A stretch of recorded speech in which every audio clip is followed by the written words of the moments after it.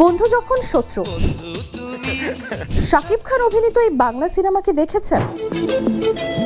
Cinema না দেখে থাকলেও আপনি চাইলে এই ঘটনার সাক্ষী হয়ে যেতে পারেন। ভাবছেন কিভাবে? ফ্রান্স মরক্কোর ম্যাচে আজ এমনই ঘটনার সাক্ষী হতে যাচ্ছে গোটা ফুটবল বিশ্ব। কিলিয়ান এমবাপে আর আশরাফ হাকিমি ফুটবল দুনিয়ার অন্যতম জনপ্রিয় বন্ধুত্বের নাম। পিএসজিতে দীর্ঘদিন একসঙ্গে খেলেছেন দুজন। 2024 সালে এমবাপে রিয়াল মাদ্রিদে যোগ দিলেও তাদের বন্ধুত্বে এতটুকু ভাটা পড়েনি। সুযোগ পেলেই কখনো প্যারিসে কখনো মাদ্রিদে একসঙ্গে সময় কাটাতে দেখা যায় এই দুই তারকাকে।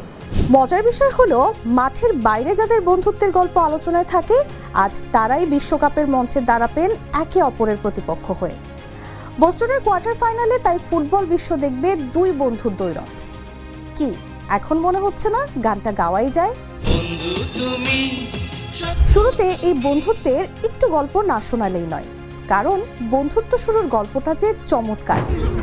দুজনেই সমবয়সী হওয়ায় পিএসজিতে তাদের মধ্যে ঘনিষ্ঠ সম্পর্ক গড়ে উঠতে বেশি সময় লাগেনি। ইন্টার মিলান থেকে হাকিমি যখন পিএসজিতে যোগ দেন, তখন তিনি মূলত স্প্যানিশ ভাষায় কথা বলতেন, ফরাসি ভাষা ছিল না আয়ত্তে।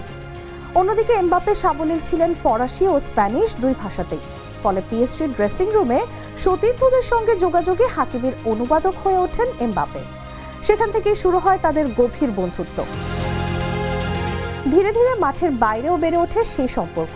একসঙ্গে ছুটি কাটানো, ভিডিও গেম খেলা, ক্লাব সফরে পাশাপাশি বসা, সবই ছিল তাদের নিত্যদিনের অভ্যাস। এমনকি পিএসজির ড্রেসিং রুমেও তাদের আসন ছিল পাশাপাশি। মাঠের ভেতরেও এই বন্ধুত্ব ছিল সমান দৃশ্যমান। এমবাপের গোল উদযাপনে প্রায়ই দেখা যেত হাকিমিকে। কঠিন সময়ে দুজনই একে অপরের পাশে দাঁড়িয়েছেন। হাকিমি নিজেও একাধিকবার বলেছেন, খুব দ্রুত ফরাসি ভাষা শিখতে এমবাপের অবদান ছিল সবচেয়ে বেশি।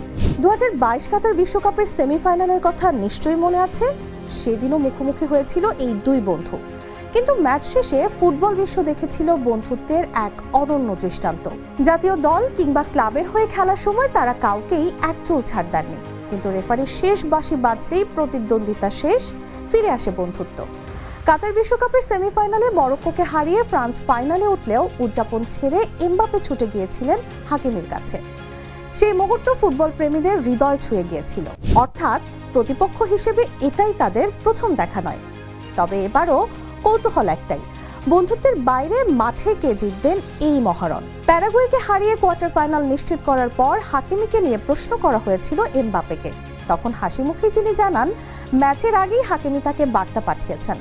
মরক্কোকে শক্তিশালী দল উল্লেখ করে এমবাপে বলেন, সেমিফাইনালে উঠতে নিজেদের সেরাটা দিতে হবে। অর্থাৎ এটি শুধু দুটি দলের সেমিফাইনালে ওঠার লড়াই নয়, এটি দুই অসাধারণ বন্ধুর পেশাদার প্রতিদ্বন্দ্বিতার গল্প। মাঠের বাইরে যারা হরিহর আত্মা, কিন্তু মাঠের গতিযুদ্ধে একজন অপরজনকে গুড়িয়ে দিতে হবেন মরিয়া। একদিকে কাতার বিশ্বকাপের সেমিফাইনালে হারের প্রতিশোধ নিতে মরিয়া মরক্কো, অন্যদিকে আধিপত্য ধরে রেখে শেষ চারে ওঠার লক্ষ্য ফ্রান্সের। তবে সব হিসেবের বাইরে আজ নজর থাকবে দুই বন্ধুর দিকে। কার স্বপ্ন ভাঙবে আর কে এগিয়ে যাবেন সেমিফাইনালের পথে, সেই উত্তর মিলবে বোস্টনের সবুজ গ্যালারিতে।